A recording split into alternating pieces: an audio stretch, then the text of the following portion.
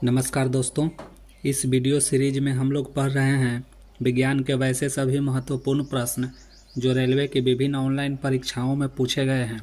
अगर आप वीडियो पर नए हैं तो कृपया इस चैनल को सब्सक्राइब कर लें। प्लेलिस्ट में जाकर और भी विज्ञान के कई प्रश्न के वीडियो हैं, उन्हें भी देखें। आज का पहला प्रश्न है, प्रकाश सबसे अधिक गति से किसमें यात्रा करता है? तो प्रकाश सबसे अधिक गति से निर्वात में यात्रा करता है। देखिए, यह आरआरबी ग्रुप डी में पूछा गया प्रश्न है दोस्तों। व्याख्या भी आप लोग इसकी देख लीजिएगा। एक तरंग का वेग भी है, आवृत्ति एफ है, तरंगदैर्घ्य लैम्डा है, तो कौन सा संबंध सही है? तो इसका आंसर हो जाएगा सी। इसकी व्याख्या आप लोग वीडियो को पॉज करके ज़रूर देखेंगे। अगला प्रश्न है, 25 डिग्री सेल्सियस पर विभिन्न माध्यमों में ध्वनि की चाल के बारे में निम्नलिखित में से कौन से कथन सही या गलत हैं? तो दो कथन दिए हुए हैं दोस्तों। समुद्री जल में ध्वनि की चाल दिया हुआ है और कांसा में ध्वनि की चाल दिया हुआ है। दोनों के दोनों सही है दोस्तों। सही आंसर हो जाएगा डी। ए और बी दोनों सही हैं। अगला प्रश्न है, ध्वनि तरंग 339 मीटर प्रति सेकंड की गति से यात्रा करती है। यदि इसकी तरंगदैर्घ्य 1.5 सेंटीमीटर है तो तरंग की आवृत्ति क्या होगी? तरंग की आवृत्ति सही आंसर सी हो जाएगा। इसे कैलकुलेट करना पड़ता है दोस्तों। इसको कैलकुलेशन के लिए इसकी व्याख्या आप लोग देख लीजिएगा।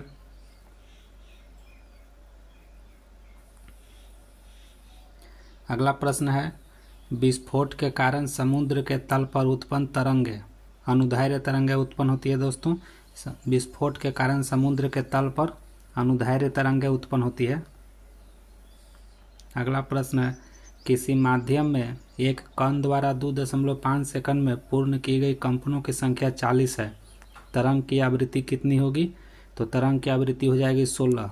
इसको कैलकुलेट करने के लिए हम लोग क्या करते हैं कि कंपनों की संख्या में कण के द्वारा भाग दे देते हैं, तो 40/2.5 तो 16 आंसर निकलता है। अगला प्रश्न है, जब प्रकाश किसी चमकीली सतह पर आपतित होती है, परावर्तन की घटना घटित होती है। यह नियमित परावर्तन होगी दोस्तों, क्योंकि चमकीली सतह पर जब प्रकाश आपतित होती है तो नियमित परावर्तन होता है। सही आंसर डी हो जाएगा। इसकी व्याख्या भी आप लोग पढ़ लेंगे। अगला प्रश्न है, किसी माध्यम में तरंग की गति 600 मीटर प्रति सेकंड है। यदि उस माध्यम में किसी बिंदु से 1 मिनट में 600 तरंगें गुजर रही है तो तरंगदैर्घ्य क्या होगा? तो इसका तरंगदैर्घ्य हो जाएगा 60 मीटर। कैलकुलेट करके आप लोग इसको देख लेंगे। इसका वेग दिया हुआ है, तरंग की आवृत्ति दी गई है, तो इस प्रकार से इसको कैलकुलेट कर लीजिएगा इस फॉर्मूले से। अगला प्रश्न है, किसमें ध्वनि की गति सबसे तेज होती है? 4 ऑप्शन दिए हुए हैं दोस्तों। चारों में सबसे तेज ध्वनि की गति किसमें होती है? तो स्टील में हो जाएगा। वैसे भी आप लोग जानते हैं ठोस में ध्वनि की गति तेज होती है। अगला प्रश्न है, यदि किसी दर्पण की फोकस दूरी +15 है तो यह कौन सा दर्पण है? तो +15 है तो यह उत्तल दर्पण होता है दोस्तों। प्लस है तो उत्तल होता है, माइनस होता है तो अवतल होता है। आप ऐसे भी याद इसको रखेंगे। अगला प्रश्न है, m बराबर h1/ho में m क्या है, hi क्या है और ho क्या है? तो आप इसको आवर्धन वाले फार्मूला पर आप लोग इसको देख सकते हैं। m होता है सो आवर्धन होता है, h1 है सो प्रतिबिंब की ऊंचाई है और h है सो वस्तु की ऊंचाई है।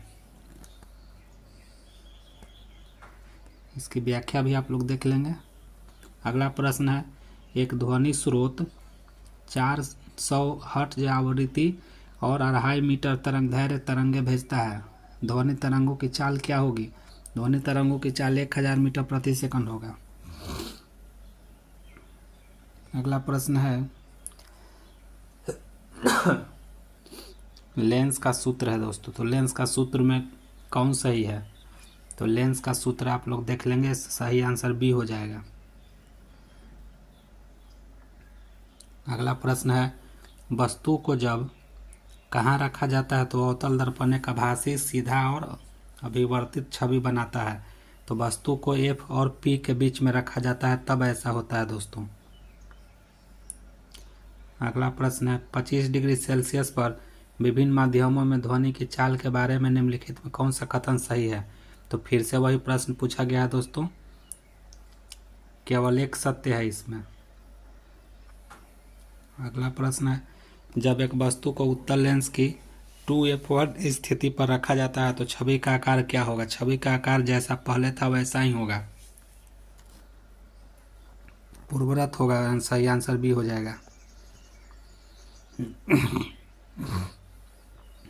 अगला प्रश्न, निम्न में से असंगत विकल्प का चयन करना है। तो असंगत विकल्प हो जाएगा पार्श्विक अक्ष। बी सी डी तीनों लेंस और दर्पण से संबंधित है, जबकि पार्श्विक अक्ष कुछ और होता है। अगला प्रश्न है, उस ध्वनि तरंग का तरंग दैर्घ्य ज्ञात करें जिसका प्रदत्त माध्यम में आवृत्ति 800 हर्ट्ज है और गति 420 मीटर प्रति सेकंड है। सही आंसर सी हो जाएगा। इसे कैलकुलेट करना होता है, इसकी व्याख्या दी हुई है। मैं प्रत्येक क्वेश्चन की व्याख्या सहित लाया हूँ, आप इसकी व्याख्या भी वीडियो पॉज करके देख लें। अगला सम है, जहाज़ों में क्या मापने के लिए इकोलोकेशन का उपयोग किया जाता है। तो पानी की गहराई मापने के लिए इकोलोकेशन का उपयोग किया जाता है दोस्तों। अगला प्रश्न है, ध्वनि एक है जो सुनने की अनुभूति पैदा करती है। ध्वनि एक यांत्रिक ऊर्जा दोस्तों, इसे आप याद रखिएगा। ध्वनि क्या है, तो ध्वनि एक यांत्रिक ऊर्जा होती है। तो यह था आज का अंतिम प्रश्न।